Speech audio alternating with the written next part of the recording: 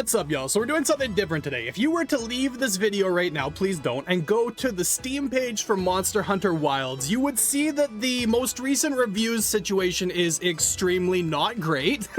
And sometimes when there's review bombing going on, I have no idea how to take it, and I'm sure a lot of other people are that way too, because I've seen very valid review bombing, and I've seen review bombing where it's just a spoiled fan base acting like a spoiled fan base, and it doesn't tell us anything. So I made the decision to dive into the reviews. 25 randomly selected most recent reviews. We just kind of scrolled through randomly, picked out 25 negative reviews and broke them up into categories. And we're going to look at what people are complaining about and why the review situation for Monster Hunter Wilds is so bad. So I guess I'll start off with informing you that of the 25 reviews that we looked at, 14 of them, 56%, were related to performance, which is not surprising. And if you're part of the 56% that is unhappy about performance, then congratulations. Like, I think that's a very valid point. Like, you have made the game's performance situation is still bad, and it's not bad for me necessarily all the time, but as a general whole, it's really not great. I genuinely do think that Capcom needs to consider pivoting off of RE Engine when it comes to open world games if they want to keep doing open world Monster Hunter and other things. Because I mean, like, open world Monster Hunter, I don't think it was implemented in the best way this time, because most of the time it's more convenient to just ignore the open world and play it like a regular Monster Hunter game, especially if you're playing with friends and things like that. But if they want to keep doing it this way, they desperately need to pivot off of RE Engine. We had a good look at Dragon's Dogma 2 when it came out, and let's be real, Dragon's Dogma 2 performance-wise was an unmitigated disaster, probably even worse than this initially, especially when it came to NPC handling and things like that. RE Engine just can't handle what they wanted to do, and they really need to stop trying to squish a square peg into a round hole, because it's never going to be helpful and it's never going to work. Like, RE Engine has shown now twice that it has some pretty severe issues, especially when it comes to PC, and I don't know why we keep trying to make this happen. I get that companies are really like, they want to hang on to their proprietary engines and they want to use them as much as they can. But when you pivoted to open world games on a few of your franchises and you're having the same issue across both of them, I don't know, man. I don't know what to tell you. And Dragon's Dogma 2 only improved very minusculely. The ultimate point is, yeah, if you were one of the 56% of people who have issues with the performance how it is, it's still bad. And half the time when they release update patches, it creates problems on its own because for whatever reason, they don't do what they need to do to delete old shader caches and all sorts of other issues that I don't fully understand how a massive game developer even has that problem when it comes to rolling out updates, just to be completely honest with you. And I think that the last update, which I actually love the content in the update, but the last update broke a lot of people's games, and it's like, Capcom, this game already has so many issues with performance and this and that you're not doing, and you're not doing yourself any favors by putting out updates that are giving players problems too, because people are already frustrated with this game for various reasons. And a very frustrating part of that in general is that, if we're being honest, it doesn't look that great. Like, there are games that look a lot better that also perform a lot better. I'm not here to discredit anyone's opinions on the game anyways. I was just genuinely quite curious what the spread of negative reviews was like. But as far as things that I agree with, the performance issues are probably the number one thing that I do agree with genuinely being an issue, because there's no excuse for it. And at this point, it's just frustrating to have companies, and particularly Capcom, because we saw this with Dragon's Dogma 2. And I know at that point, like, you can't do anything to change it. Like, people already had a negative reaction to Dragon's Dogma 2 performance, and Monster Hunter Wilds is probably way too far into development at that point to change anything. But at the same time, realistically, they should know that not everybody has the same PC with the same type of power that a development kit is going to have. There is no reason for it to be how it is. They need to be realistic. And Monster Hunter, in my opinion, I consider it to be a game that's usually fairly accessible to people that don't have the top of the end computer, top of the end console. I know that World had some issues when it launched, but that's beside the point as well. But you've taken away that accessibility for a game that is so globally popular and so big with so many different people. I think that's a really big shame, and it's honestly something that we have really lost out on in Monster Hunter Wilds. So if 56% of people have issues with performance, that means there's 44% that have issues with other random things.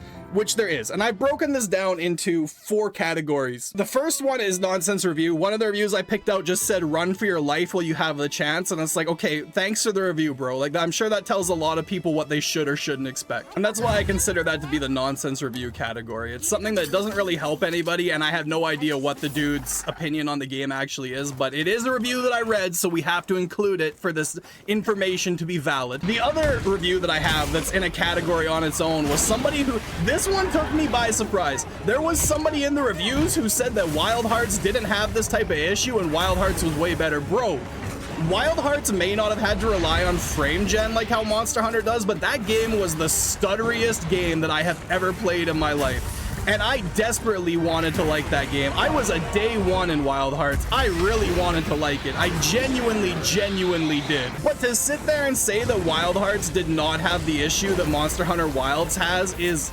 ridiculous, because honestly, they have a lot of the same issues, but the issue with Wild Hearts is not only did it have these issues, but also EA like stopped Tecmo from being able to develop it to the point that they wanted to. So we never even got to see Koei Tecmo's ultimate roadmap for it. All we got out of it was like a new game plus mode that didn't really do anything, and then they had other plans, or they had talked about having other plans and wanting to do a live development type game like Monster Hunter, but then I think it came out through EA Origins, right? EA Origins just said, nah, we're pulling the plug on Wild Hearts. It's not doing the numbers that we want. Meanwhile, they never gave Koei Tecmo a chance to fix the game. They never gave Koei Tecmo a chance to actually put the post game in that they had been promising. So by the time that it got to that point, nobody cared anymore because EA hadn't let them make the game interesting. But if you're gonna sit there and say that Wild Hearts is better than what Monster Hunter Wilds came out with, that's a reach, bro. Wild Hearts was almost unplayable to a lot of people. And someone's gonna say that Monster Hunter's unplayable too, but it's unplayable. Some people can't get Monster Hunter to launch. Okay, that's fair. I can accept that is the case. But the thing with Wild Hearts is you would get 60 frames per second before you got to slow down to like 2 frames per second for a millisecond, and then it would go up to 70, and then it would drop to 40. You could not play that game without getting seasick. Don't get me wrong, man. Wild Hearts as a game was sick. Like, I love the idea of being able to construct things on the fly while you were playing. I actually thought that gimmick was way more interesting than the wounds in this game. I really liked the gimmick in Wild Hearts, but you cannot sit there and tell me that Wild Hearts came out in a much better situation than Monster Hunter Wilds did.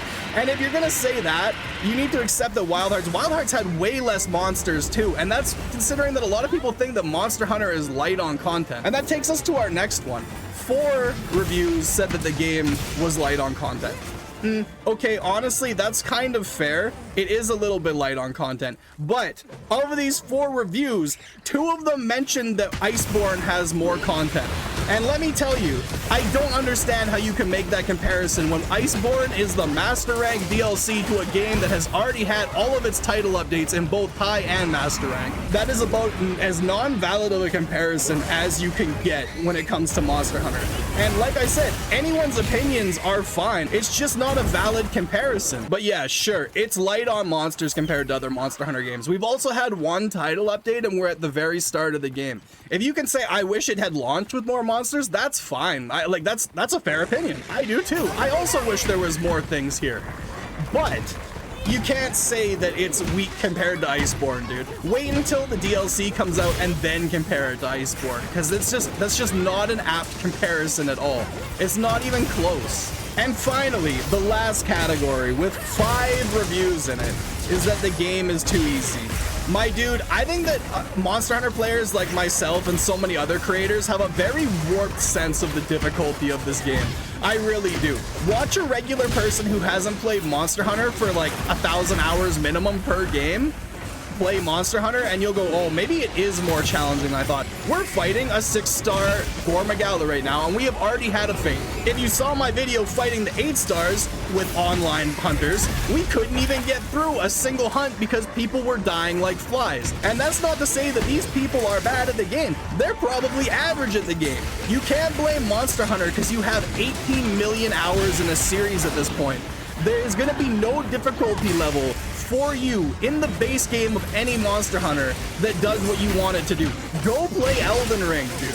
Like, that's the challenge you're looking for, go play it. As for me, do I find this to be the hardest Monster Hunter game I've ever played? Absolutely not. But it's not the hardest Monster Hunter game I've ever played because it's like the 4th, maybe even 5th Monster Hunter game I've played. Is it easy? Yeah, but I've also been playing the series for a long time. Your 3rd or 4th Pokemon game is gonna be a whole lot easier than the first time you played Pokemon Red when you were 12 because you're familiar with the mechanics. You know how everything works. If you play this game for 25 minutes with some random players who have never played the series that heavily, I think you will realize in a hurry that what you're asking for would make the series inaccessible to like so many people.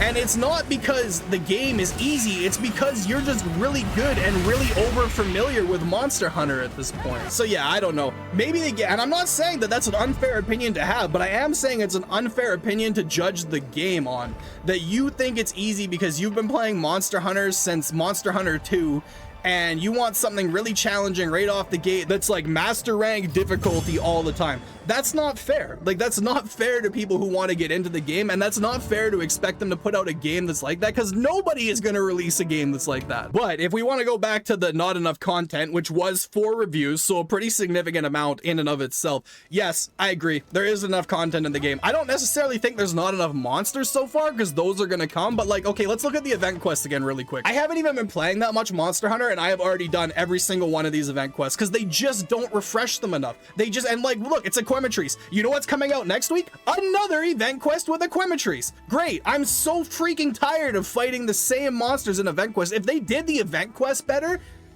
it would make so many other things more forgivable because you'd have a weekly rotation of interesting quests. Doshiguma, Quematrice, you're bringing the same thing next week with Quematrice. In Yankaku, why are we getting the same rotation of these crap intro level monsters when you have a pretty good roster of higher level things that you could throw into the event quest to keep people fed? I want to be critical to an extent of the reviews that I'm reading because some of them are unfair, but this is a situation where I'm going to be critical of Capcom. You already have a game that's being criticized. You should be giving the community something, and that something is very easy. It's event quests. Just make them more interesting. It's not that hard. You already have more interesting monsters available in the game, and I think people would like that. Do I think it's worth it to play Monster Hunter Wilds? If you like Monster Hunter, yeah, I'm having a great time with the game. I almost have 150 hours in the game. We've made what, 40 videos playing Monster Hunter Wilds? It's fun. I'm looking forward to title update 2. You're like, I'm massively looking forward to it. So we're gonna look at the reviews. The performance, yep, that's a problem. If you have a computer that can't run the game, don't get the game. Should the game be able to run on lower end computers? I wish it could, because I would love to have more people to play with.